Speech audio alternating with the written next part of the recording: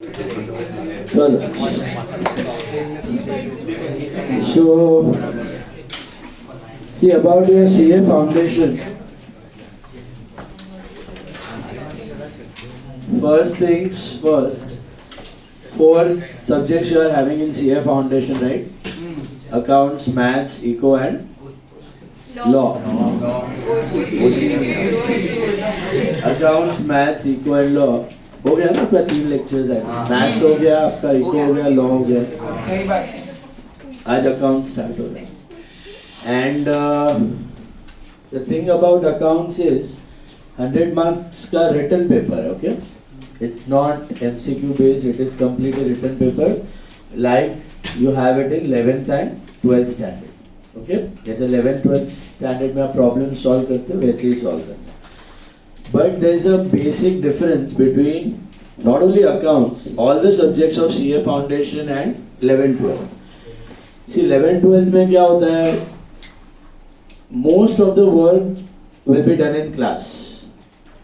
Class में ही आपका practice हो जाता है, क्लास में सेम टाइप का 2-3 प्रॉब्लम्स हो जाता है, तो मोर और लेस आपका प्रैक्टिस वहीं पे खत्म हो जाता है.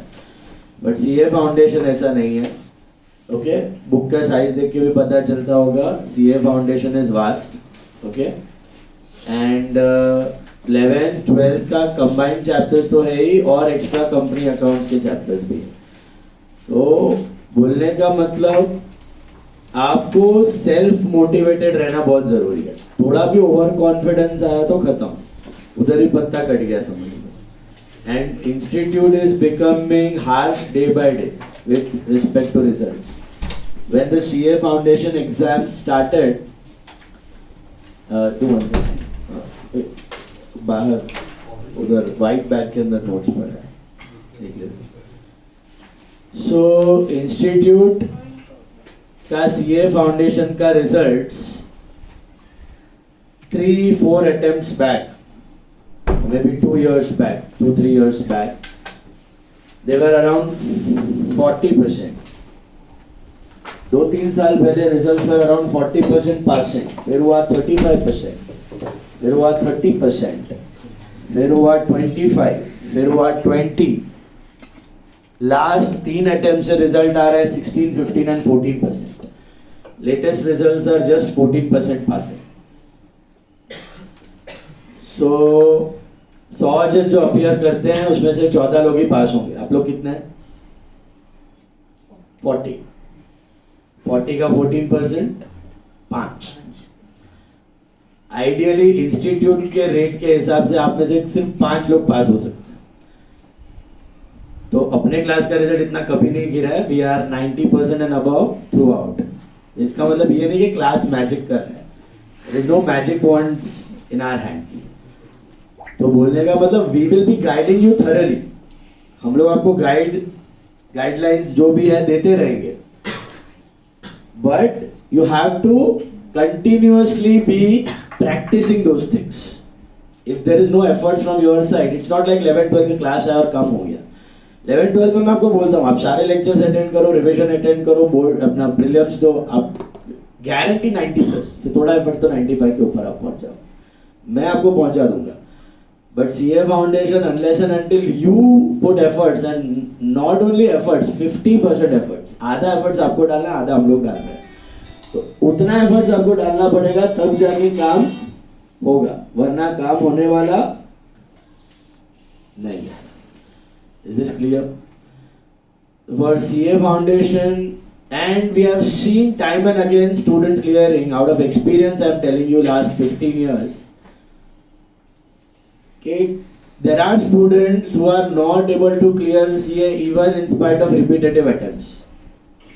फर्स्ट ग्रुप अटक रहे हैं, सेकंड ग्रुप अटक रहे हैं, फाइनल अटक रहे हैं, इंटर अटक रहे हैं, फाउंडेशन नहीं हो रहा है. अभी एक स्टूडेंट था, उसने 4 बार फाउंडेशन दिया फिर क्लियर हुआ. 4 times he gave foundation and then he got clearance. But there are students who clear both the groups in first attempt. Tap. Inter first attempt clear, final first attempt clear, दोनों groups first attempt clear. तो what is that quality which is common amongst all the students who have cleared both the attempts में first time में पूरा CA? There is a common quality, we have seen it. This quality is very simple. मैंने आपको seminar में भी बोला था, आप जो मेहनत बोर्ड्स के लास्ट 2 महीने में आपने किया था, याद करो. सिंसियरली पूरा पढ़ते थे, डिसिप्लिन वे से पढ़ाई करते थे, मम्मी पापा को बोलने की जरूरत नहीं पड़ती थी, आप खुद करते थे. वो लेवल ऑफ सिंसियरिटी से अगर आप करते हो तो first attempt guarantee it is possible. It is not difficult to crack. Problem इधर आ जाता है कि थोड़ा बड़ा हो गया, अभी कॉलेज में आ गया है, अभी तो ठीक है, मम्मी डैडी तो बोलते रहते हैं, सर भी बोलते रहते हैं, अरे वो तो है रैंकर, वो रैंकर है, फिर भी घूमने जाता है और पार्टी करने जाता है और फिर भी क्लियर हो गया तो अपना भी हो जाएगा. नहीं होता. Everyone is in their own boat. You know your self pace, आप कितने पेस पे पढ़ाई कर रहे हो, आपकी कैपेसिटी क्या है. So don't get carried away by group of friends. Relatives का ये है, फंक्शन है, फलाना है, टिप का है, 7 दिन बंक किया तो क्या होगा, 1-2 लेक्चर बंक किया तो क्या होगा. ये लेथार्जी जब घुस गई तो खत्म. ये लेथार्जी घुसने नहीं देती. कंसिस्टेंटली अगर आप रोज का रोज पढ़ाई करते हो, सिंसियरली रोज का रोज पढ़ाई करते हो, guaranteed first attempt you can crack foundation, inter, final, everything. The key thing is your side का discipline and consistency. Simple है. और यही है, यही हमने देखा है, जो फर्स्ट अटेम्प्ट क्लियर वाले होते हैं ना, उनका सभी में सेम क्वालिटी है. अरे आ तो मैंने आवड़े छे, मैंने જોવાની जरूरत નથી. अरे एक बार तो देख लो. भले लिख के सॉल्व मत करो, लिख के डिफिकल्ट वाला करो. हाँ, गधा मजूरी भी नहीं करना है कि मेरे को ये भी करना है, वो भी करना है, एग्जाम के अगले दिन मैं पूरा चैप्टर लूंगा, सब कुछ पढ़ूंगा.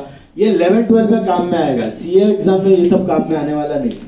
सीए एग्जाम में you have to be a bit smart. Smart in what sense कि अभी जो 11-12 में हुआ है ना, वो इधर एकदम डेप्थ में नहीं करवाऊंगा मैं. 11-12 में हम लोग कर ही रहे हैं, तो वो चीजें वापस रगड़म पट्टी यहाँ पे नहीं होगी. यहाँ पे उससे हायर पार्ट पे बिल्टअप होगा. 11-12 में आपने ऑलरेडी किया हुआ है, तो वहां पे प्रैक्टिस हुई है, तो वही चीज घड़ी घड़ी रगड़म पट्टी नहीं करनी. जो डिफिकल्ट है उस पर फोकस करना है, उसको सॉल्व करना है. जो डिफिकल्ट है उस पर फोकस करना है, सॉल्व करना है. लेकिन जो डिफिकल्ट है उसको लिख के सॉल्व करना है. वो भी अगर छोड़ दिया कि आ तो मैंने आवड़े छे, आ तो सिमिलर छे, एक वक्त क्लास में કર્યું છે, खत्म. इसलिए रोज का रोज आपको टाइम निकालना है. भले it is starting time, starting phase, you have to take out time for all 4 subjects and study daily. अभी एक वीक में 4 लेक्चर्स हुए आपके, तो at least 1 hour you have to take out for accounts, 1 hour for maths, 1 hour for eco, 1 hour for law. वो self study निकालना ही पड़ेगा. सेल्फ स्टडी नहीं किया, क्लास में जो हुआ है वो करते रहे, खत्म. नहीं होता. सिंपल चीज है, रोज का रोज पढ़ाई करना है. Absenteeism is the biggest culprit. 11-12 में भी मैं बोलता था, सीए फाउंडेशन में भी बोलता हूँ. एब्सेंटिज्म 11-12 तो अभी फिर भी कोप अप हो जाएगा. सीए फाउंडेशन बहुत डिफिकल्ट, कोप अप करना ही डिफिकल्ट. तो C to 8 you do not miss lectures in CA foundation. Is it clear? हलवा नहीं है. आपने एलीट एग्जाम लिया है तो प्रिपरेशन भी एलीट चाहिए. अपने एलीट मतलब टॉप क्लास लिया आपने, इंडिया का टॉप 10 टफेस्ट में से एक एग्जाम उठाया सीए. तो डरना नहीं है. It is not about fear. Reality को समझना है और प्रैक्टिस करना है. रियलिटी को समझना है और प्रैक्टिस करना है. क्या भी क्या आती कर साइड से करना. रियलिटी को समझना है और प्रैक्टिस करना है. सिंपल. ओके, प्रैक्टिस करते रहे, रोज का रोज करते रहे, ओवर बर्डन भी नहीं होगा, स्मूथली आपका फर्स्ट अटेम्प्ट क्लियर हो जाएगा. But discipline and regularity is a must. Is it clear? हल्के में नहीं लेना, वरना सीए हल्के में ले लेता. Don't take CA lightly. Okay, now as far as accounts is concerned, accounts में it is 100 marks का रिटर्न पेपर. ठीक है, तो कैसा होता है, मैं आपको बेसिक थोड़ा ओवरव्यू दे देता हूँ पेपर का. 100 मार्क्स का पेपर है और फुल रिटर्न है. ओके, इसमें टोटली आपके पेपर में 6 क्वेश्चंस होते हैं.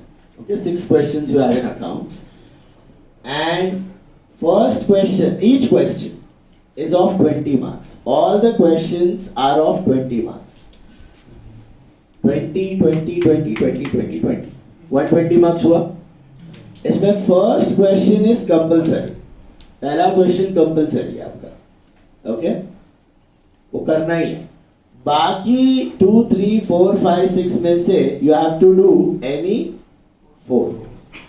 एक पूरा क्वेश्चन आपको छोड़ना पड़ेगा, लेकिन पूरा। अब कैसा है कि एक एक सब 20-20 मार्क का नहीं होता है। 3 में भी A होगा, B होगा, A 10 मार्क्स, B 10 मार्क्स। 4 में A B होगा, ये 8 मार्क्स, ये 12 मार्क्स। 5 में सॉरी A B होगा, ये 15 मार्क्स, ये 5 मार्क्स। ऐसे कुछ भी डिवीजन होंगे, लेकिन अगर आपको छोड़ना है तो पूरा आपको मेन क्वेश्चन एक छोड़ना पड़ेगा। मतलब you can attempt 2 3 4 6, you can attempt 2 3 4 5, you can attempt 3 4 5 6 like that, and there is no certainty के भाई कौन से चैप्टर में से कौन सा क्वेश्चन किधर आएगा। there is no set pattern। तो सीए फाउंडेशन में आप ये नहीं बोल सकते कि भाई ये ऑप्शन में छोड़ दूंगा, ये ऑप्शन में छोड़ दूंगा। कल उठ के देखो, सीए आप डिग्री खाली पास होने के लिए नहीं कर रहे हो ना, यू आर वर्किंग आगे जाके एज अ प्रोफेशनल। तो आप जाके आपको क्लाइंट ने पूछा कि यार ये कैसे करना है, ये अकाउंटिंग एडजस्टमेंट, अरे ये तो मैंने ऑप्शन में छोड़ा। You can do like that. It's like a doctor's degree, MBBS किया है, हाथ का नॉलेज है, पैर का नॉलेज है, पैर तोड़वा गया, अरे ये तो छोड़ दिया था ऑप्शन में, नी वाला चैप्टर तो ऑप्शन में छोड़ा था। So you can do that. तो सीए एग्जाम्स हम लोग तो जो बोल रहे हैं क्लास में करवा रहे हैं वो तो करो ही, साथ में आपके पास सीए मॉड्यूल्स आ जाएंगे, रजिस्ट्रेशन का मैं आपको बता दूंगा। तो सेल्फ स्टडी भी उतना ही रखो, थोड़ा बहुत थियरी अगर क्लास में नहीं हो तो पढ़ो, वो हैबिट रखो, क्योंकि जितना नॉलेज आप गेन करोगे आगे जाके उतना आपको आर्टिकलशिप में हेल्प करने वाला है। So don't study from the point of view of getting marks और जस्ट पासिंग। आप ऑप्शन में छोड़ रहे हो तो आगे जाके आप अपना ही कुछ पार्ट वीक रख रहे हो, जो आपको इंटरव्यू में नड़ सकता है, काम करने में नड़ सकता है। इधर कोई नॉलेज छूट गया तो आगे जाके हैरान कर सकते हैं। तो जो सिलेबस डिजाइंड है उसमें छोड़ना नहीं है कुछ भी। अकाउंट्स में तो यू ऐसे भी नहीं छोड़ सकते, ऐसे भी नहीं छोड़ सकते, मार्क्स पर्सपेक्टिव से भी नहीं छोड़ सकते, नॉलेज पर्सपेक्टिव से तो चाहिए ही चाहिए आपको। You don't have a choice. Is it clear? तो करना ही पड़ेगा। In accounts you can not leave any chapter in. 12th में ऑप्शंस है, 11th में भी ऑप्शंस है, फाइनल के पेपर में पैटर्न मिलेगा आपको। CA exam you can't leave any chapter in option, नहीं कर सकते। आपने समझो एक चैप्टर ऑप्शन में छोड़ दिया, एक चैप्टर, ओके, और वो एक चैप्टर का क्वेश्चन यहाँ पे है लेट्स से 12 मार्क का। आपको ये आता है, ये नहीं आता है, सीधा 12 मार्क गुल, सीधा 12 मार्क्स गुल। Is it clear?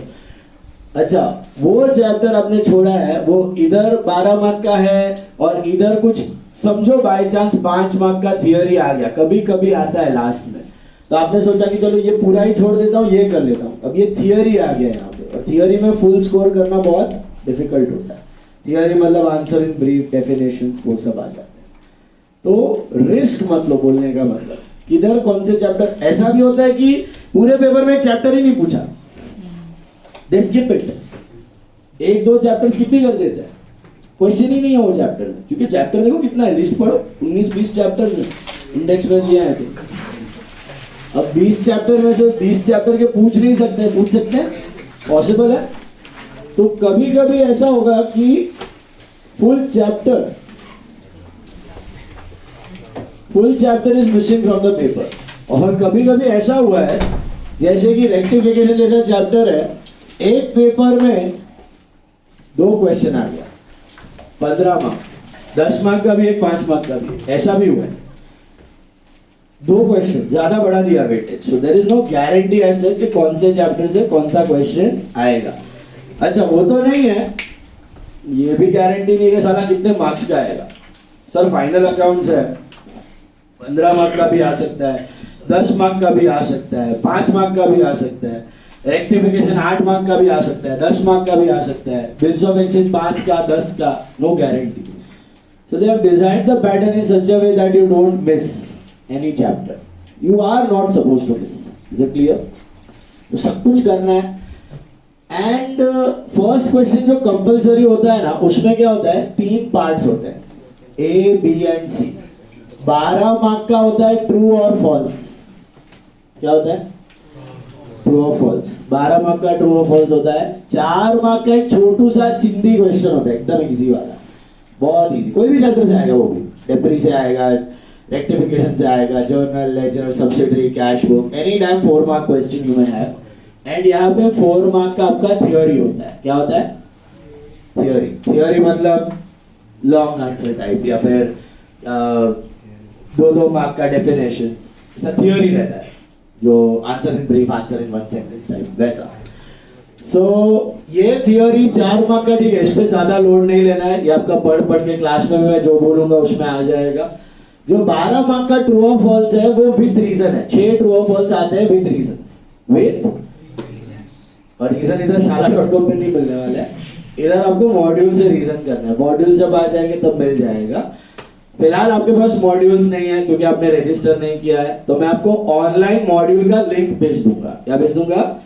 सारे मॉड्यूल्स ऑनलाइन अवेलेबल हैं। ओके, आईसीआई के वेबसाइट पे all modules are available. Accounts, maths, इकोलो, लिंक भेज दूंगा मैं आपको, ठीक है। तो ये ट्रू और फॉल्स सारे मॉड्यूल में दिए हुए हैं, वही पढ़ के जाओगे तो भी काम हो जाएगा आपका। दूसरा है 4 मार्क का पब्लिक क्वेश्चन, और तीसरा है थियरी, ये कंपल्सरी, बाकी कोई भी चैप्टर रैंडम, ठीक है। एंड अकाउंट्स में एक चीज अच्छी है कि 90% of your paper will come from module. 90% of your paper will come from module. Module मतलब आईसीआई का जो स्टडी मटेरियल होता है उसमें से 90% पेपर आएगा। तो ये जो नोट्स बनाया हुआ है, ये नोट्स में almost full module is covered. मैं ऑलमोस्ट फुल इसके लिए बोल रहा हूँ क्योंकि इजी क्वेश्चन स्किप किए हुए हैं, जो एकदम इजी है वो नहीं डाले हैं नोट्स में। बाकी मॉड्यूल तो कवर्ड है, उसके ऊपर 10-15% एक्स्ट्रा डाला हुआ है। तो आपका जो 10-15% बाहर का आता है वो भी आप प्रिपेयर करके रेडी रहेंगे। तो नोट्स में पूरा मॉड्यूल तो है ही, और ये भी है। बट आईसीआई का पेपर में 90% विल बी फ्रॉम मॉड्यूल। तो जब भी टेस्ट होंगे मैं आपको बताऊंगा, मॉड्यूल शेयर कर दूंगा। मॉड्यूल का एक भी क्वेश्चन छोड़ने का, जो यहाँ पे इजी वाला नहीं डाला वो भी कर लेने का, छोड़ने का नहीं। मॉड्यूल का don't even leave 1 question in option. Is it clear? एक भी क्वेश्चन मॉड्यूल का छोड़ने का नहीं, बिल्कुल नहीं। Is that clear? तो इसमें तो कवर्ड है, जो इजी वाले वो भी करते जाने। So this is your pattern for foundation exams, ठीक है। स्कोरिंग कैसा है अकाउंट्स में? अगर आप मॉड्यूल करके जाओ, रेगुलर क्लासेस अटेंड कर रहे हो, प्रैक्टिस कर रहे हो, you can score comfortably between 80, 75 plus, 80 plus, 85 plus score कर सकते हो। That's a very good score in accounts. Okay, इतना तो टारगेट रखने का ही मिनिमम। 90 प्लस आया, all the more good. Full marks इधर आप सोच के जाओगे करेगा मैं फुल मार्क्स, हिस्टोरिकली आज तक 1 या 2 स्टूडेंट को फुल मार्क्स आया। अपना क्लास का highest is 99 till date accounts, that was India highest for a time be. So full marks आना वेल एंड गुड, बहुत डिफिकल्ट है। वैसा टारगेट हो तो फुली चाहिए। You have to score the maximum 85, 90, 95 plus, 90 plus, too good score, very good score. So I'll be teaching you how to go for that. Lectures attend करना है regularly, module से practice करना है, और 2 चीजें ध्यान रखना अकाउंट्स पेपर में, 2 चीजें ध्यान रखना जिससे students lose marks. Okay, CA foundation में 2 रीजन से स्टूडेंट्स लूज मार्क्स। 2 ही रीजन है मार्क्स जाने के। एक, टाइम पे पेपर खत्म नहीं होता, क्योंकि 11th और 12th में आपको है ना 3 घंटे में 6 से 7 क्वेश्चन करने हैं, 7 क्वेश्चंस विद ऑब्जेक्टिव्स। 11th के फाइनल में 7 क्वेश्चंस होते हैं, 12th के फाइनल में 7 क्वेश्चंस होते हैं। ये सेट पैटर्न है, एक ऑब्जेक्टिव, बाकी 6 रिटन क्वेश्चंस। सीए एग्जाम में 3 घंटे में 15 क्वेश्चंस करने, almost double. Is it clear? तो और क्वेश्चंस बड़े हैं compare to 11th 12th standard, तो स्पीड अच्छा होना जरूरी है। स्पीड अच्छा होना जरूरी है। तो एज फार एज अपना class is concern, most of you have reasonably good speed, तो ऐसे प्रॉब्लम जनरली आता नहीं है, okay, but most of you are able to complete the things on time. ऐसे देखा है मैंने। तो आपका पेस नॉर्मली है, लेकिन पेस पे फोकस रखना है, टाइमली सॉल्व करना है। 15 मिनट, 20 मिनट, जो भी टाइम दिया रहेगा क्वेश्चन का, 10 मिनट, 5 मिनट। जो आप 12th में आधा घंटा लेते हो, यहाँ पे 15 मिनट में करना है। अच्छा, कैलकुलेटर्स अलाउड है, तो उतना आपका कैलकुलेशन का टाइम बच जाता है। 5-10 मिनट तो आपके टोटलिंग में ही निकल जाते हैं। सीए फाउंडेशन में you are allowed to use calculators. तो नेक्स्ट क्लास से कैलसी लेके आना। कौन सा लेने है? वो CT 500 लेने का, ठीक है। CT 500 या सिटीजन का 500 बेसिक कैलकुलेटर ज्यादा, 12 डिजिट कैलकुलेटर। देखा है कि नहीं देखा है? 12 digit calculator you can use in CA foundation exams, okay? Basic 12 digit पता है ना, ये वाला ऐसा, okay? ऐसा वाला, okay? 0 0 0 0 so वो CT 500 है ना, people bring sometimes that scientific calculator, cos tan वो सब वाला मत लेके आना, वो अलाउड नहीं है। और इतना छोटू सा भी मत लेके आना, 9 डिजिट वाला, वो भी अलाउड नहीं है।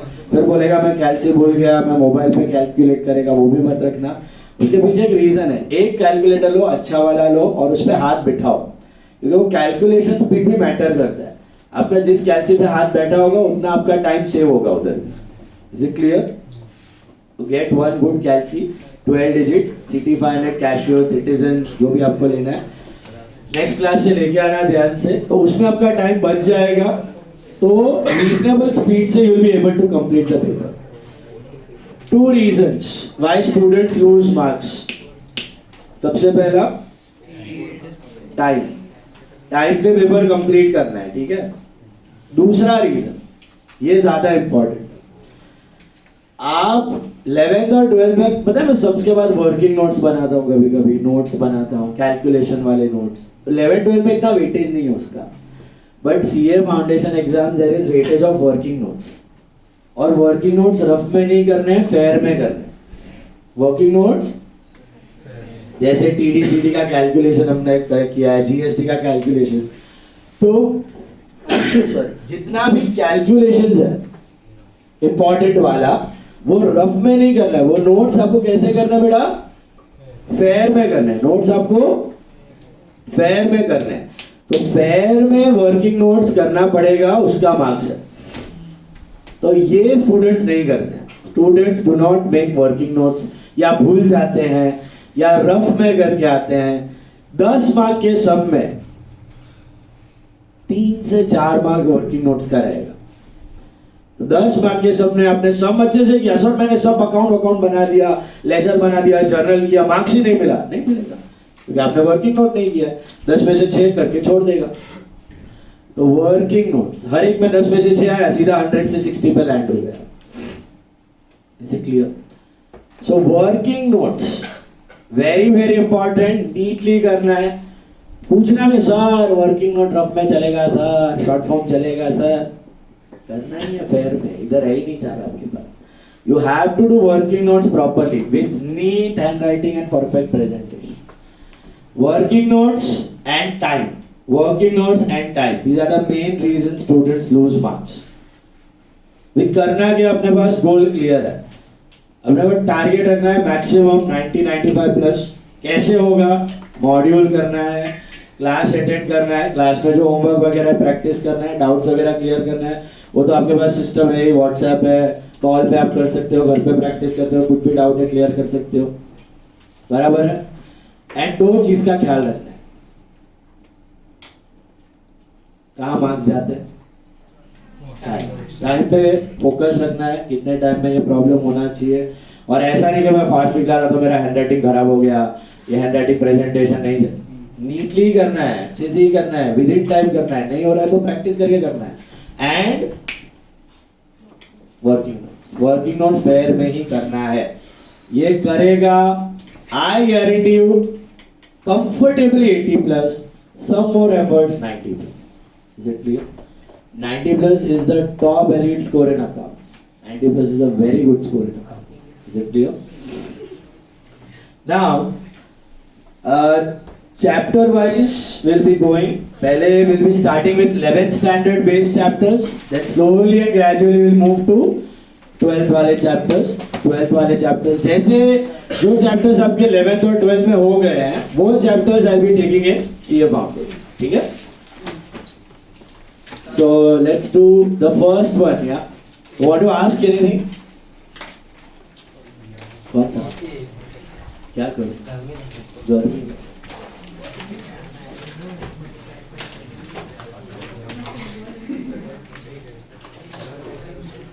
तो जो चैप्टर्स आपके 11 12 में हो गए हैं will built up on that. Okay,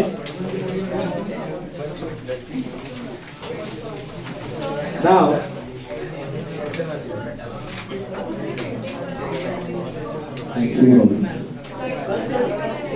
light तो बता पेजेस में है थोड़ा, बाकी कुछ बता पेजेस में थोड़ी लाइट डाल कैसे देखा है जगह नहीं दिख रहा है तो बताओ, गायब हो गया तो कहीं आई दूसरा पेज खाली. अभी देखो first chapter that is classification. Remember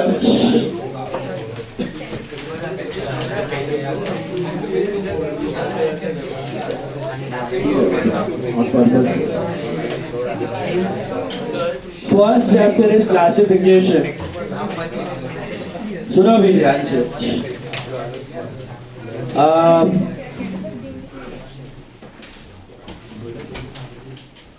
See, what is the subject? Bookkeeping and accountancy, right? So what is bookkeeping? Bookkeeping होता है क्या? Art of recording transactions in the given set of books, right? Recording करना है. किसका recording करना है? Business transactions का recording करना है. बराबर है. ट्रांजैक्शंस मतलब एक्सचेंज ऑफ मनी और money is worth. That is what is a transaction. बराबर. नाउ एक्सचेंज ऑफ मनी और मनी इज वर्थ. तो ट्रांजैक्शंस को बुक्स में रिकॉर्ड करना है. That is book keeping. And book keeping and accountancy is one and the same और different? What is the basic difference? Bookkeeping just involves the recording. Accountancy में क्या होता है? Analysis, summarization, decision making. That part is also covered under accountancy. बराबर है? Now, bookkeeping में record तो करना है. अभी record करने के लिए हम लोग पहले क्या करते हैं? सारे components जो business में related हैं, उसको हम लोग account में convert कर देते हैं. What is an account? It is a summarized representation of an asset, liability, expense or income. Remember? तो जैसे मैंने बताया था कि आप वीडियो गेम खेलते हो तो आप नहीं खेल रहे हो, आपका एवेटार खेल रहा है अंदर. तो वैसे बुक कीपिंग में फर्नीचर तो एक्चुअली फर्नीचर नहीं बैठा है, फर्नीचर अकाउंट लिख रहा है वहां पे. मशीनरी को रिप्रेजेंट करता है मशीनरी अकाउंट. रेंट को रिप्रेजेंट करता है रेंट अकाउंट. परचेज को रिप्रेजेंट करता है purchase account. So everything is converted into an account. और बिजनेस में सिर्फ 4 ही चीजें होती हैं. Any damn business there are only 4 things. What? Asset, liability, income, expense. बस any damn business around the world revolves around these 4 things. Asset, liability, expense, income. बस इसको छोड़ के कोई पांचवा चीज होता नहीं है. Anything and everything in the business can be converted into these 4 items. Expense, income, assets and liabilities. और कुछ होने वाला.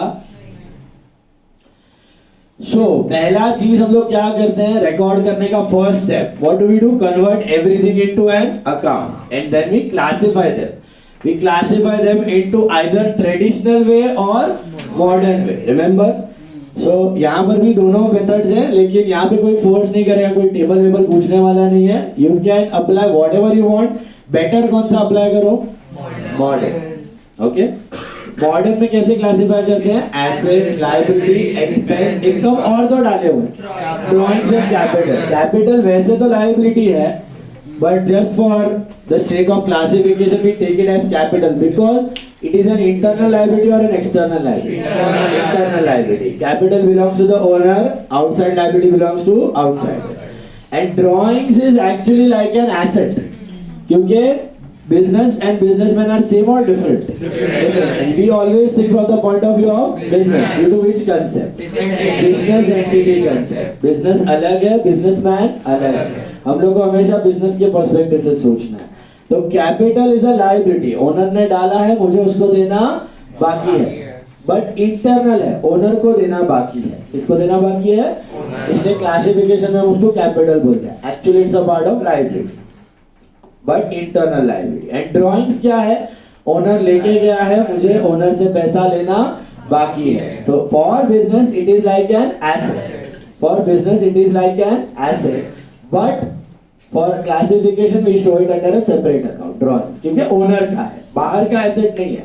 नॉर्मल एसेट बाहर से पैसा आना बाकी है, ड्राइंग्स का ओनर से आना बाकी है. बराबर है? सो 6 क्लासिफिकेशन होते हैं मॉडर्न में. वैसे तो 4 ही है, एसेट, लायबिलिटी, एक्सपेंस, इनकम. हम लोग खाली क्लासिफाई करते हुए 6 बना देते हैं. बाकी एक्चुअल एंट्रीज में you can use 4, asset, liability, expense, income. बाकी 2 क्या है? Capital and drawings. That was modern. Traditional में how do you classify the accounts? Real, personal and nominal. Real, personal and nominal. एक और होता है valuation category. वो अभी तक आया नहीं, मैं आपको बताऊंगा final accounts में. Real, personal and nominal. Real accounts क्या होते हैं? Real accounts are mostly 90% of the assets are under real category. 90%. कुछ assets जो है वो real नहीं है, वो पर्सनल है. Like debtors are personal, asset but personal. Bank is also asset but personal because institution. Drawings is drawings but इधर personal. हाँ, that is real only. Trademark, patent, intangible are all real only. Outstanding income and prepaid expenses. Outstanding income and prepaid expenses, they are assets. पैसा आना बाकी है, but they are not real. They are personal, representative personal. Outstanding income, किसी से पैसा लेना बाकी है. Prepaid expense, पैसा दिया है, benefit लेना बाकी है. Yes. Bills receivable is real only. वो asset भी और वो real में ही जाता है, personal में नहीं जाता. Receivable है, but it is still real only. It is transferable. So how do you identify? Basically इसका क्राइटेरिया क्या है? इसलिए मैंने बोला ट्रेडिशनल में थोड़े बहुत फ्लॉ है, तो ज्यादा फोकस किस पे रखना? मॉडर्न. तो all assets are not real. How do you think which assets are real, which are transferable? आप उसको खरीद बेच सकते हो और ट्रांसफर कर सकते हो फटाफट. They are mostly considered as real. समझा? फर्नीचर हो गया real, machinery real, building real, gold real, property real, furniture, fixture, loose tools, equipments, live stock, air conditioner, laptop, ये सब किस में जाएगा? Real. Okay, transferable assets. Sorted? याद आया? सबकी याद है? पर्सनल में क्या जाता है? मेनली 2 चीजें, human beings and artificial institution. Human beings and artificial institution. आदमी, औरत, नाम के accounts and artificial institutions. Institutions मतलब ऑर्गेनाइजेशन जिसके अंदर एक्टिविटी कर सकते हो. ऑर्गेनाइजेशन जिसके अंदर एक्टिविटी कर सकते हैं. Like any business name, Mehta and company, Ashok and Company, Brijesh and Company, any company's name, Reliance Industries, Infosys, Tata, TCS, any college account, NM college account, Arya Podar college account, Somaya college account, any partnership firms, Darya and Company, इधर बाहर है Samyak Company, Samyak Broking Company. So जितना भी firms है, sole proprietorship है, company है, charitable trust है, NGOs है, टेम्पल्स है, जिम खानाज है, कॉलेजेस है, बैंक्स है, ये सब किस में जाता है? इंस्टीट्यूशन जिसके अंदर एक्टिविटी कैरी ऑन कर सकते हैं. इंस्टीट्यूशंस एंड एक और आता है personal, representative personal. Very good. What are representative personal? वो 4: outstanding expense, prepaid expense, income receivable and income received in advance. Outstanding expense, काम हो गया, हमें पैसा देना बाकी है. Prepaid expense, एडवांस में पैसा दिया है, बेनिफिट लेना बाकी है. इनकम रिसीवेबल, काम कर लिया है, पैसे मिलने बाकी है, किसी से मिलने बाकी है। And income received in advance, advance में इनकम आ गया है, बेनिफिट देना बाकी है, किसी को कुछ देना बाकी है, लेना बाकी है। Representative person, outstanding expense, prepaid expense, income receivable, income received in advance. So once again real accounts में क्या जाता है? एसेट, मोटा मोटी 90% एसेट्स। पर्सनल में human, institute and representative person, outstanding, prepaid, receivable, received in advance. फिर आता है तीसरा category, nominal, all accounts of expense, loss, incomes and gains, incomes and expenses fall under nominal. Hope that is clear. Okay, now there is a list of around 150 items in front of you. एक pencil, ये आपने शायद 11th में भी किया था, तो अगर याद होगा। ओके, तो टेक अ पेंसिल और इनिशियल लिखना है। इसको ट्रेडिशनल से भी करना है और मॉडर्न से भी करना है। और एक और बहुत इंपॉर्टेंट चीज है, नहीं समझा तभी का तभी क्लियर करने का हैबिट डालो। Is it clear? कुछ भी डाउट है तभी का तभी पूछो, घर पे जाके पूछ लिया तो लाइफ जिंगा लाना। Okay, first one goodwill, first one goodwill, real an asset. It is an intangible asset. What is goodwill? The reputation. Reputation of a business expressed in terms of money. बराबर है? बिजनेस, अभी अचीजा hotel 10 crore का है। 10 करोड़ का कैसे है? उसमें assets हैं 10 करोड़ के, उसका फर्नीचर हो गया, प्रॉपर्टी हो गया, सब 10 करोड़ का हो गया। तो क्या मेरे को 10 करोड़ में बेच देगा? कितने में बेचेगा? ज्यादा में कि कम में? 12 करोड़ लेगा, 15 करोड़ लेगा। क्यों क्यों क्यों मांगेगा एक्स्ट्रा पैसा? गुडविल। क्यों गुडविल? उसने इतना बिजनेस बनाया है, उसका नाम है। तो नया मैं अगर अचीजा चलाऊंगा तो आप क्या खाने का बंद कर देंगे अचीजा? आप तो जाएंगे, क्योंकि customers are already used to that test.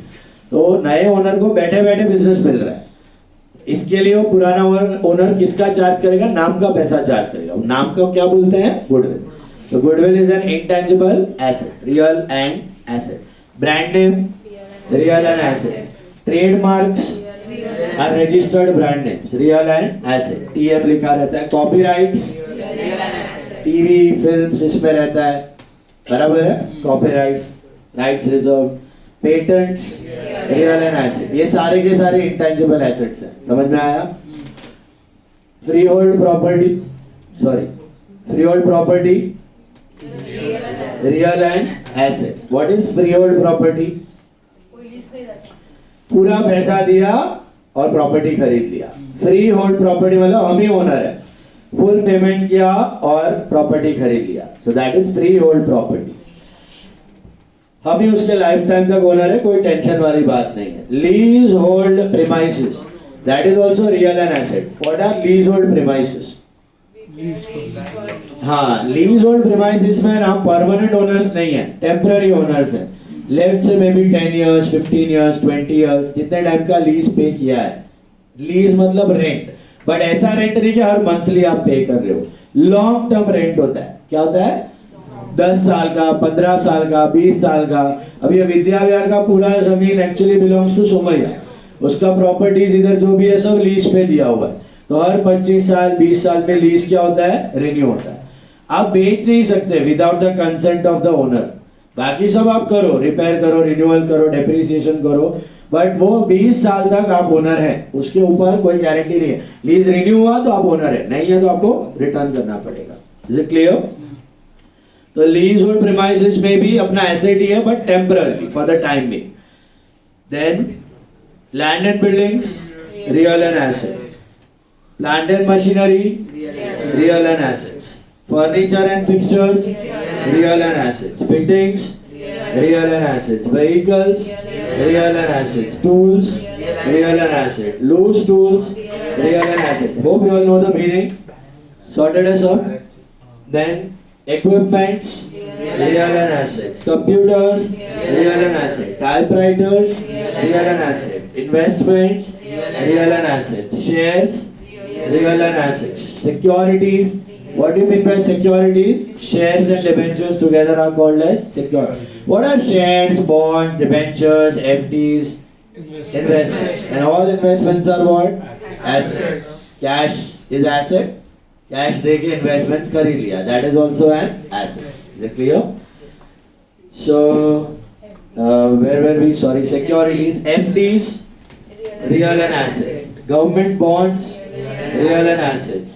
Debentures, real and assets. These are all investments. Dividend income from shares, nominal and income. हर साल आपको डिविडेंड मिलता है अगर शेयर्स में इन्वेस्ट करते हो तो। Cash, real and asset. पेटी cash is also real and asset, छोटा कैश। अभी आता है ना पेटी कैश, आपने चैप्टर किया हुआ पूरा। Bank, personal and asset, very good. Why bank is personal? Artificial institute, right? Artificial institute. Bank loan, personal and liability. Yes, bank liability भी हो सकता है। Absolutely right. कब? ओवरड्राफ्ट दिया होता है। सो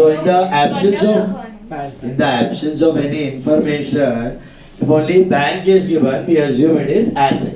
But if bank OD is given, it's a liability. It's specified clearly OD. या bank CR करके देगा, क्या देगा?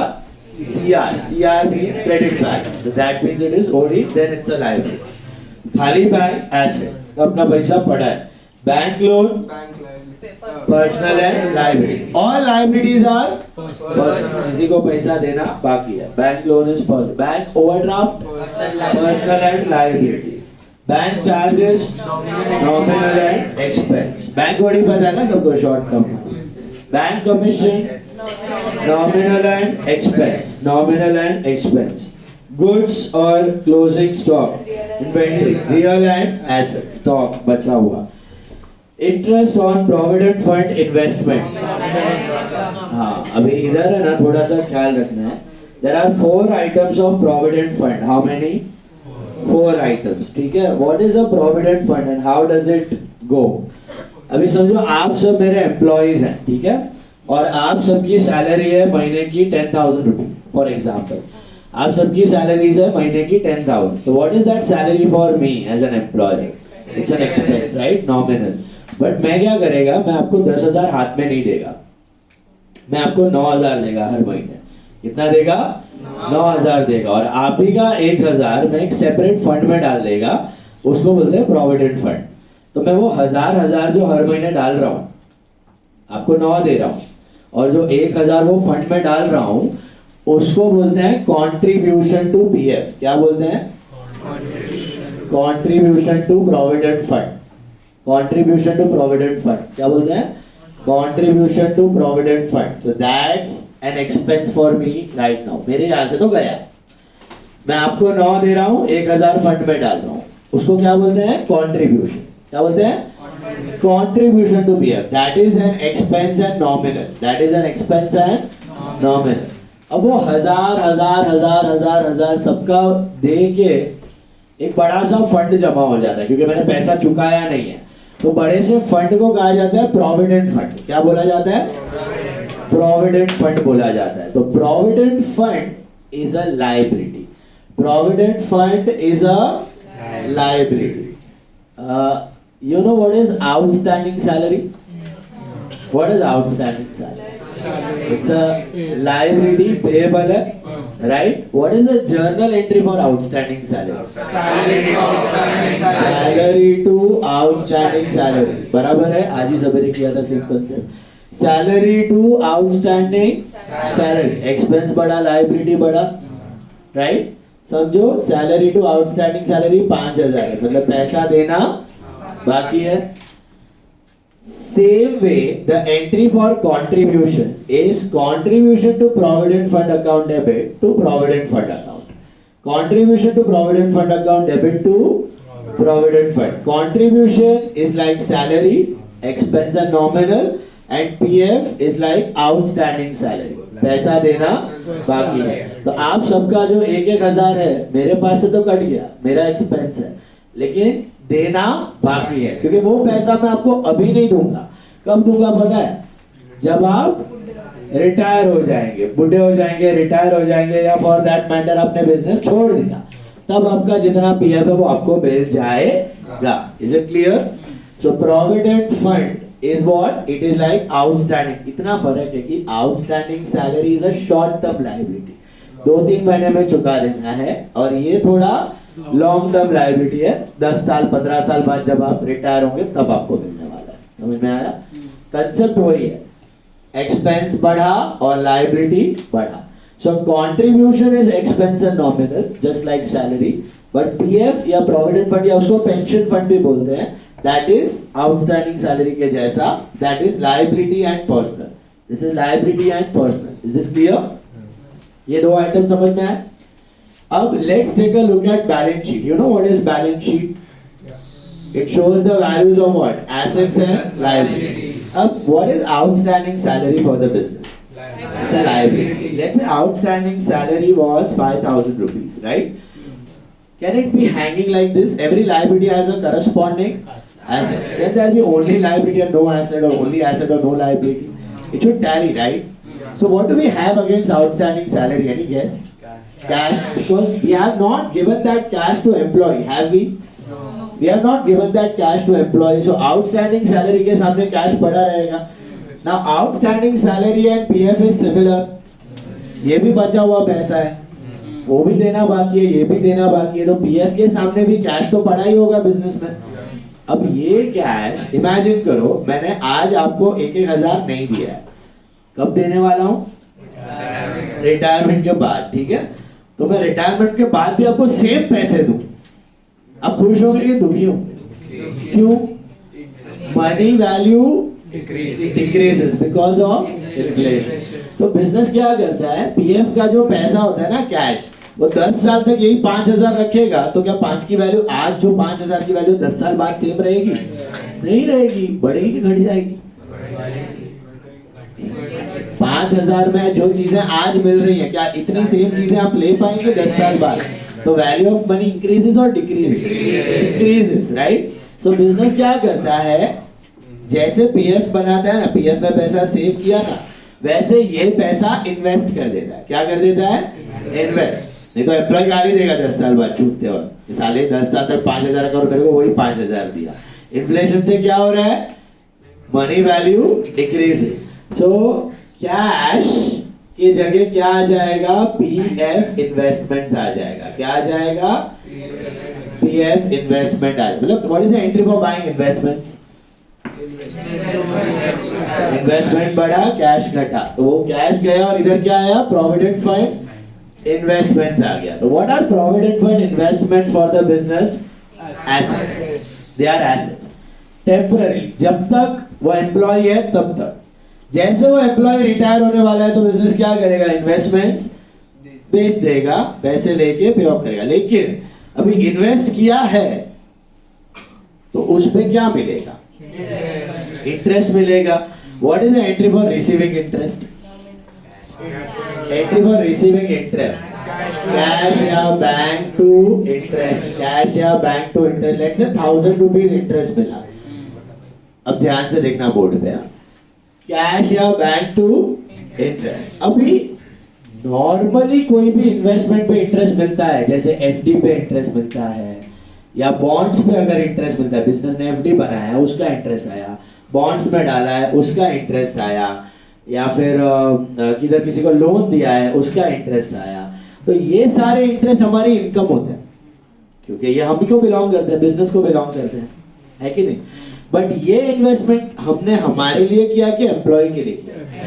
तो इसका जो इंटरेस्ट है ये हम हड़प लेंगे, एम्प्लॉय को देना चाहिए। एम्प्लॉय को देना चाहिए। किसको देना चाहिए? एम्प्लॉय को देना चाहिए, वरना तो गाली देने वाला है, वही इन्वेस्टमेंट करके मेरे को 5,000 दिया। बढ़ना चाहिए ना पैसा, so that inflation is taken care of. So इस पे जो इंटरेस्ट आता है, नॉर्मली क्या होता है? कैश टू इंटरेस्ट, मतलब इधर कैश आ गया 1,000 और हम लोग पता है अकाउंटिंग इक्वेशन करते हैं, तो उसमें कैश में ऐड करते हैं 1,000 इंटरेस्ट आया। What is the second effect of this? Add to capital. मैं बताता था, इनकम आए तो कैपिटल बढ़ता है, खुश थवानु, एक्सपेंस आए तो कैपिटल घटे, दुखी थवानु। तो नॉर्मली ये इंटरेस्ट हम लोग कैपिटल में ऐड कर देते थे, बट पीएफ इन्वेस्टमेंट का जो इंटरेस्ट है वो ओनर को बिलोंग नहीं करता है। किसको बिलोंग करता है? एम्प्लॉइज को बिलोंग करता है। तो हम लोग क्या करते हैं? कैपिटल में ऐड नहीं करते हैं, इसको किधर ऐड कर देते हैं? पीएफ में ऐड कर देते हैं। किस में ऐड कर देते हैं? पीएफ में ऐड कर देते हैं। तो 1,000 कैश जो आया वो एसेट बना और 1000 is not added to capital. 1000 is added to provident fund, liability. Basically, this interest of 1000, only this interest of 1000, not all interest, only this interest. Not your interest on FD, not your interest on bonds, not your interest on loan. वो सब आपकी income है, वो सब owner को belong करते हैं. But PF investment का जो इंटरेस्ट आता है वो ओनर को बिलोंग, किसको बिलोंग करता है? आउटसाइडर्स को, एम्प्लॉय को.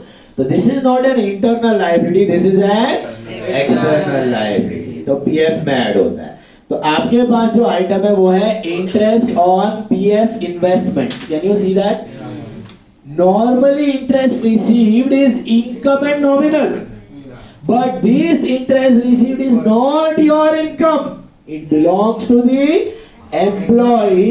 So it's not an internal liability. It is an external liability. So it is liability and personal. Liability and personal.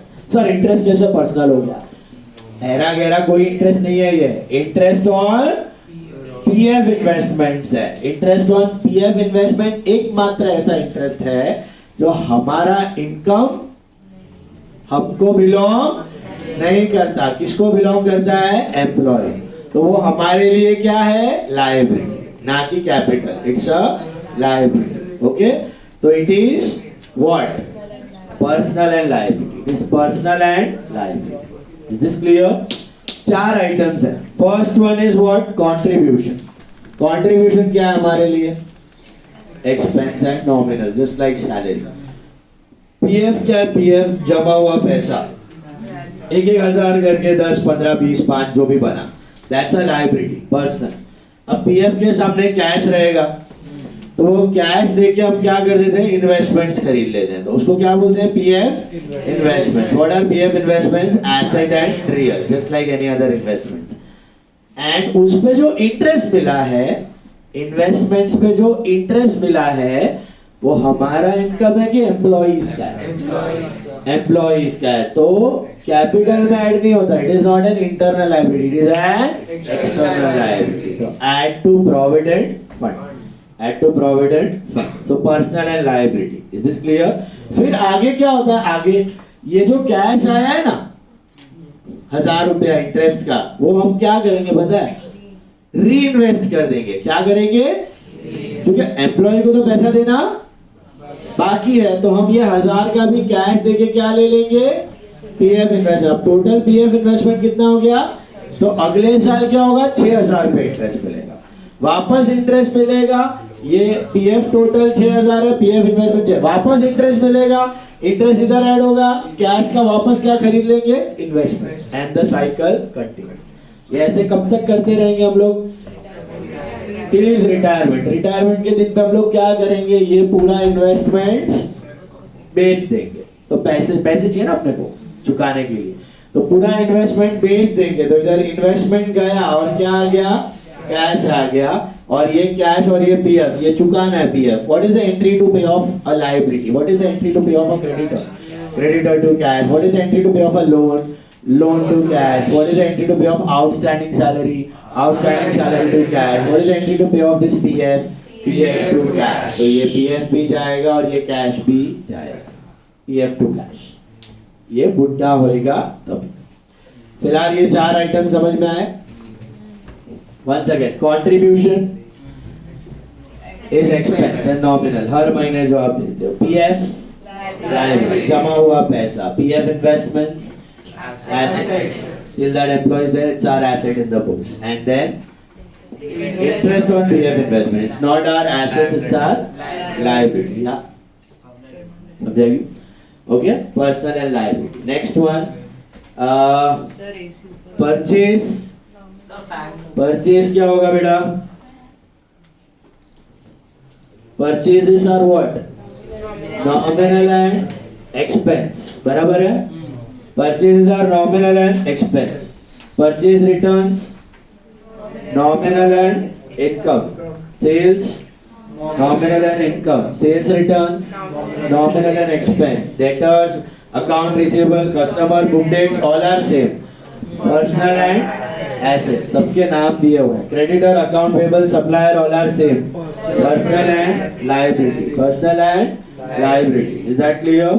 Capital, personal and capital. Modern में it is capital. हाँ? Liability मत लिखना. Personal and capital. Drawings, personal and drawings. Personal and drawings. Indian Railways, PAL. What is PAL? Personal and asset or liability. Why it can be asset or liability? Debtor और creditor दोनों हो सकते हैं. इसलिए मैं लिखा था PAL. नाम दिया था right PAL. Personal तो है institute या human. It can be an asset or liability, a debtor or a creditor. Depends on our dealing with that person. What about global tutorials?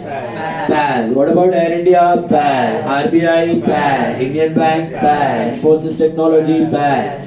Puja account? PAL. Reebok? PAL. Indian Gymkhana? PAL. NM College? PAL. Okay. SIS? PAL. Mehta Medical Stores? PAL. These are all PAL. What is PAL? Personal and assets or liabilities. Is that clear? Then wages, nominal and expenses. Perfect. Salaries, nominal and expenses. Carriage inwards, nominal and expense. Carriage outwards, nominal and income. है ना जैनी? Carriage outward is income. है ना? Inward is expense, तो outward is income. बोला तूने अभी? What is carriage outwards? Paid on sales. Paid on sales. Paid on sales. What is carriage inward? Paid on purchase. Both are expenses. Okay. Inward outward देखिए confuse मत होना. Return inward, return outward अलग है. What is return inward? Sales return. That is an expense and nominal. Return outward, purchase return. That is an income and nominal. Reduction of expense. Remember? Purchase return is like income. Sales return is like expense. So this is both are expense. Carriage. Freight on purchase, nominal and expense. Freight on sales, nominal and expense. दोनों expense ही है. ये भी expense है, वो भी expense है. खरीदने का है, बेचने का. बराबर है? मिला?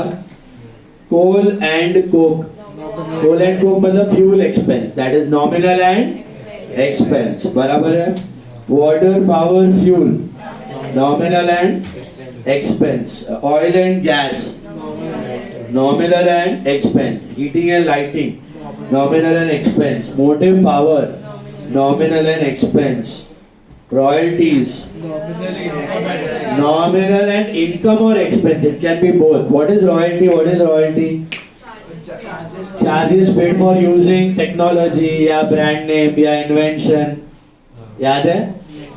कोई तो टेक्नोलॉजी है, कोलगेट का एग्जांपल था. ओके. ब्रांड नेम, आप ब्रांड नेम खरीद लेते हो तो वो एसेट है. आपने खरीदा नहीं है, फ्रेंचाइजी लेते हो आप. डोमिनोज, मैकडॉनल्ड्स, पिज्जा हट, ये सब क्या है? फ्रेंचाइजी है. ये क्या पे करते हैं पेरेंट कंपनी को? रॉयल्टी. हर प्रोडक्ट के पीछे पे करना पड़ता है. तो हमारा एक्सपेंस, उसका इनकम. तो रॉयल्टी इज नॉमिनल एक्सपेंस और इनकम. यस. सर वो जितना अमाउंट दिया उतना ही करना पड़ता है, फुल टाइम के लिए पे करना पड़ता है? प्रोडक्ट के जितना माल बेचा उसके ऊपर रहता है. रीबॉक का ब्रांड फ्रेंचाइजी लिया है तो रीबॉक के जितने टी शर्ट्स बेचोगे आप रीबॉक ब्रांड नेम से, पर टी शर्ट पे करना पड़ता है. पर टी शर्ट अपना सेल्स का परसेंटेज रहता है. 500 रुपए का टी शर्ट बेच रहे हो तो 50 रुपीज रॉयल्टी 10%. या 5000 का कोई जैकेट बेच रहे हो तो 500 rupees royalty to the parent company. 10%, 5%, 2%, whatever. Shark Tank पे आपने शायद देखा होगा, सुना है रॉयल्टी बोलते रहता है वो. कभी मेरे को रॉयल्टी चाहिए 2%, 5%. मतलब वो शार्क टैंक वाला क्या बोलता है कि तुम लोग आए हो हमारे इधर, हम लोग तुम में इन्वेस्ट करेंगे तो हमारे वजह से तुम्हारा सेल्स बढ़ेगा. एवरी प्रोडक्ट सोल्ड पे तो एवरी प्रोडक्ट सोल्ड पे 2% हमको रॉयल्टी चाहिए. तो उसका एक्सपेंस हमारा. ओके. देन इधर Maria. Then import duty. Import duty is nominal and expense. Import का tax. Export duty nominal and expense. Forwarding charges.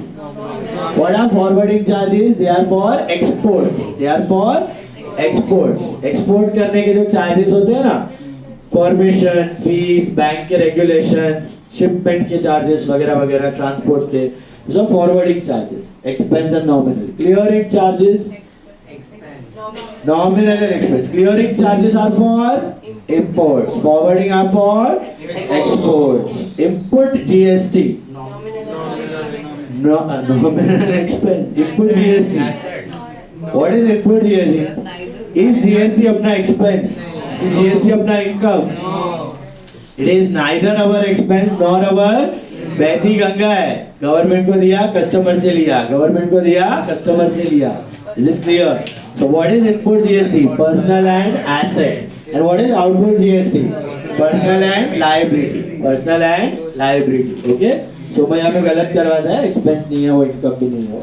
Custom duty, nominal and expense. Output GST बताया, personal and liability. Internet charges, nominal and expense. Loading charges, nominal and expense. Unloading charges, nominal and expense. Warehousing charges, nominal and expense. Dog charges, nominal and expense. पता है ना वो सब dogs वगैरह पे कुछ रखा.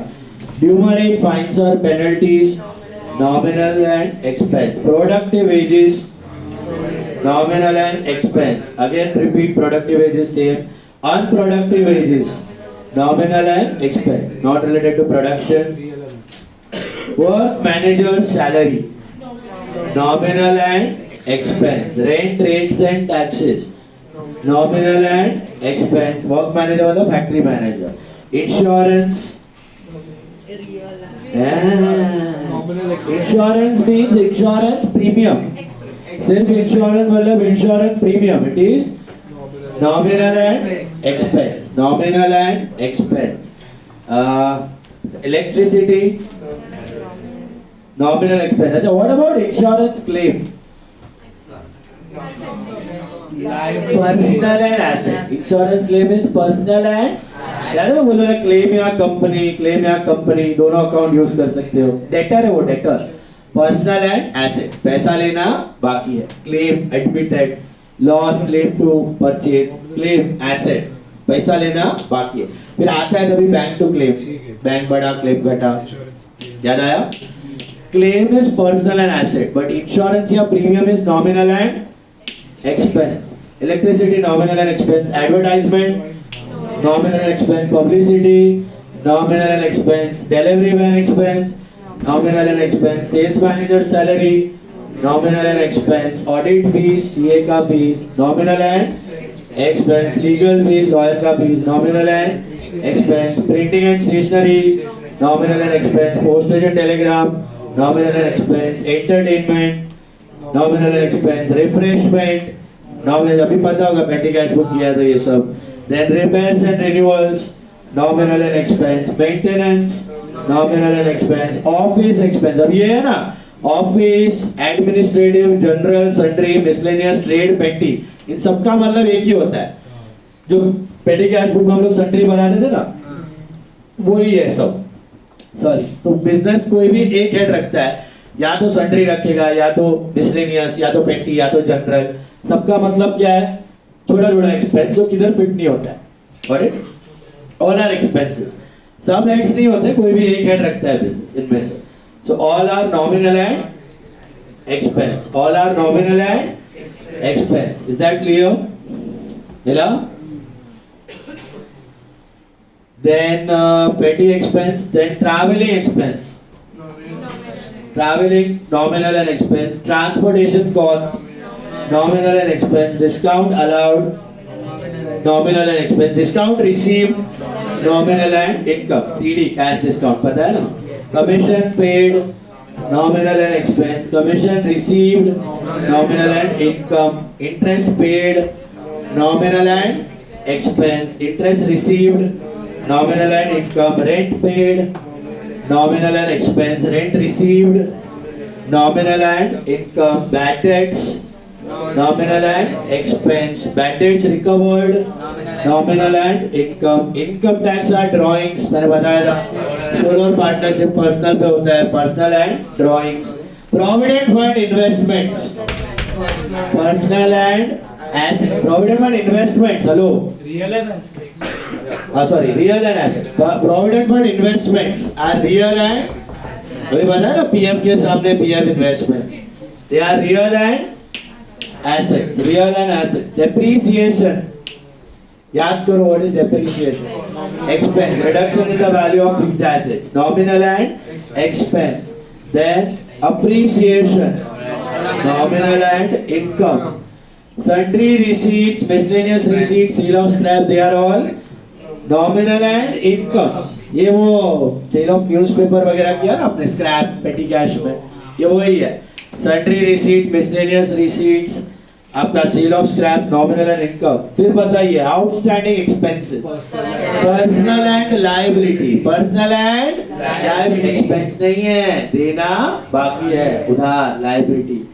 Salary payable, sorry, prepaid expense, personal and asset, very good, representative personal। Income receivable, personal and asset, देना बाकी है। Income received in advance, personal and liability, personal and liability। Outstanding wages, personal and liability, perfect। Salary payable, personal and liability, perfect। Commission receivable, personal and assets, personal and assets, पैसा मिलना बाकी है।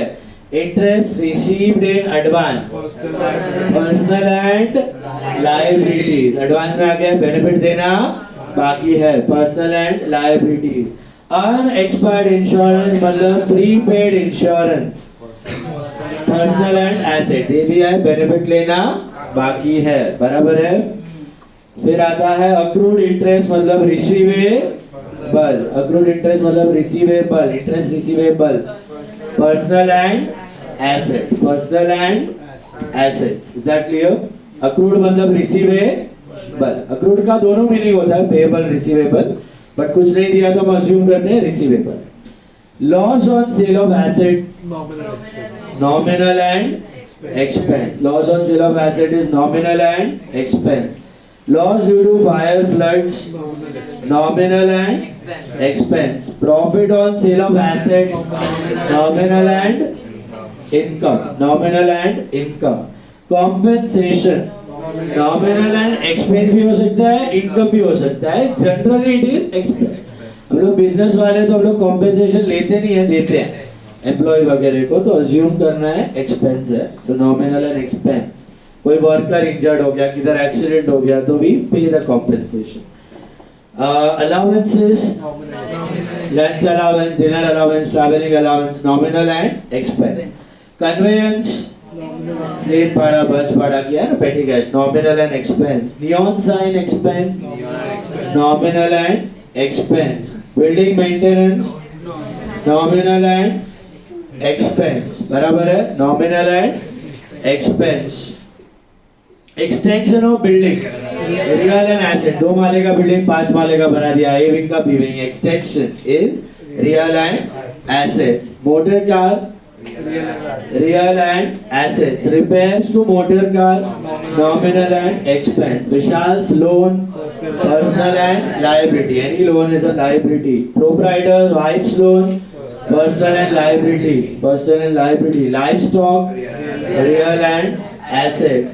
Pension fund या provident fund, एक ही है, personal and liability, pension fund, provident fund। और बाजू में मिलेगा contribution to provident fund, nominal and expense। All 4 items are clear now? Contribution is nominal and expense, fund is like जमा हुआ पैसा, देना बाकी है, personal and liability। Provident fund investments are real and assets, and interest on provident fund investments is personal and liability। हमारा नहीं है, employ का है, बराबर। उसके बाद 4 प्रोविजन अकाउंट्स दिए हुए हैं, आपको दिख रहा है, provision for depre, provision for doubtful debt, provision for discount on debtor and discount on creditor. They are all falling under valuation category. किसमें जाता है? ट्रेडिशनल में वैल्यूएशन है, मॉडर्न में 3 प्रोविजन, लायबिलिटी और 1 एसेट है। देखो लिख लो, अभी वैल्यूएशन क्या है मैं आपको फाइनल अकाउंट्स करेंगे 11 में तब बता दूंगा, फिलहाल मार्क करके लिख लो। All 4 are valuation, VV. Provision for depreciation is a liability, Provision for doubtful debts is a liability. Provision for discount on debtor is a liability. Provision for discount on creditors is an asset. Okay? Provision for debris, discount on debtor, and provision for doubtful debts. These are liability. Provision for discount on creditors is a asset. अभी फिलहाल mark करो वो क्या है, कैसे होता है, वो बताऊंगा आगे. ओके, फाइनल अकाउंट्स करते हैं. You have an exercise in front of you. Can you see that? मिला? Exercise का question 1. I'll give you 5 minutes. Question 1. Mark down. Traditional में भी करो और modern में भी करो. Question 1. उधर ही करो, खुद से करो. Exercise का question 1. उधर ही लिख दो ध्यान से. ट्रेडिशनल में भी लिखो, मॉडर्न में भी लिखो. ओके, क्लासिफाई करके लिख लो. आराम से सोच के लिखो, नहीं समझ में आया तो पूछ लो.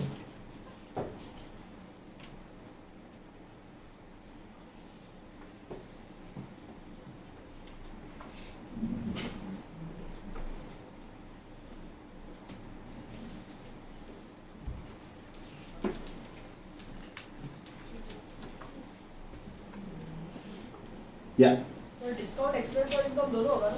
या खाली डिस्काउंट दिया तो it can be both, allowed और रिसीव्ड. खाली इंटरेस्ट भी दोनों हो सकता है, एक्सपेंस और इनकम.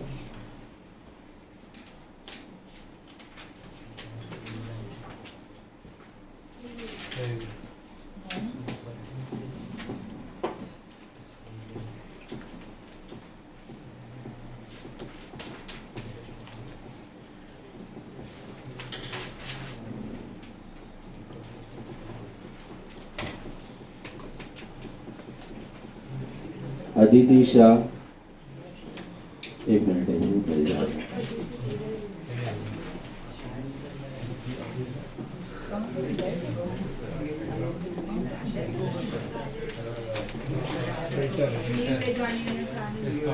एक जन एब्सेंट है, नहीं बेचानी.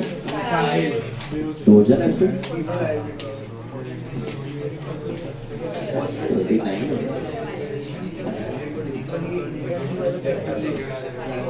एक मिनट. आर्यन धर्माधिकारी, अदिति शाह, अरहम कच्ची आया है. अश्मी शाह, असाम चाल के, जिया बेरा, धन्या आशर, बनी पारेख, ध्वनिश शाह, द्विज शाह, प्रथम मेहता. राइट, यू आर प्रथम मेहता ना. प्रथम मेहता, हेत पटेल, हेतवी शाह, जैनिक शाह, जश पारेख नहीं, सॉरी, जैनिल मेहता,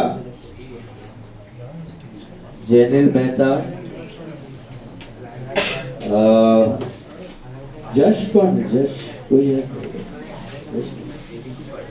जीनल बारबड़िया,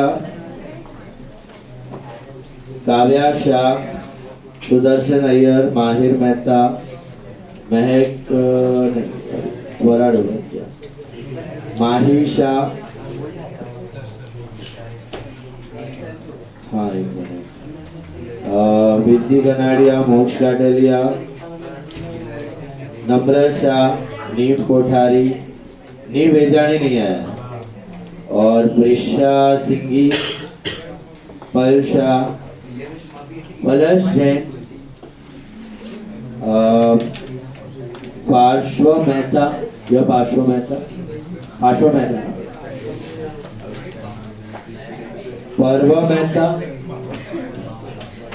पर्व मेहता है. प्रथमेश राठौड़, प्रीत छेड़ा, पूरब गोराड़िया है. साहिल आशर नहीं आया ना. शौर्य जोशी, शुभ चामरिया, सुदर्शन अय्यर, स्वरा ढोलकिया,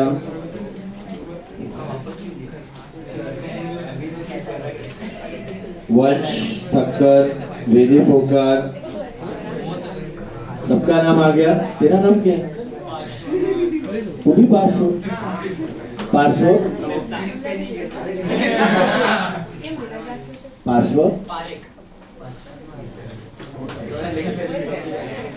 पारेख है. पार्श्व मेहता. एक मिनट.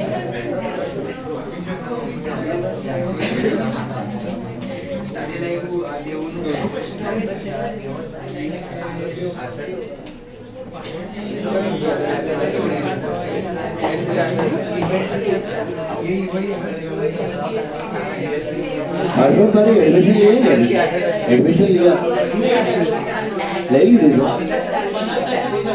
आपको दीदी क्या रहे लास्ट में आई थी हाँ आप ही दीदी कितना आया 60 फुल कैश आया आपको ने थर्सडे ना आया पहला लेक्चर में तो आया तो जा रहे थे ओके ओके ओके ठीक है सो कौन नहीं है साहिल और निवेजा क्यों नहीं आया साहिल दुबई गए निवेजा ये तो एक महीना रहेगा अभी देखो किया आपने solve first one capital account is personal and capital please check मिला bad debts is nominal and expense stock real and assets cash real and assets closing stock same real and assets interest nominal and expense or income discount nominal and expense or income loss by fire nominal and expense printing and stationery nominal and expense Bank of India PAL personal and asset or liability Raghunathan PAL ABC partnership building real and asset provision for outputs valuation and liability depreciation valuation and liability provision for discount valuation and liability तीनों valuation and liability है and investments real and assets have you got that सुनिए ये जो दूसरा exercise है ये homework है but इसमें एकदम छोटा हैंडराइटिंग में ऊपर ही लिखना है आपको अपने लेवल में भी किया था ऊपर ही लिखना है स्मॉल हैंडराइटिंग हर एक आइटम के ऊपर initial okay discuss it in the next class I am starting with journal okay तो थोड़ा बेसिक्स ऑफ जर्नल अगर कच्चा कुछ है तो रिवाइज करिए आना जब सीधा जर्नल शुरू होके खत्म हो जाएगा एक लेक्चर में हाँ उधर एक महीना लगा था इधर एक लेक्चर में खत्म होने वाला है Tuesday don't remain absent all the lectures don't remain absent चल सी यू टेक केयर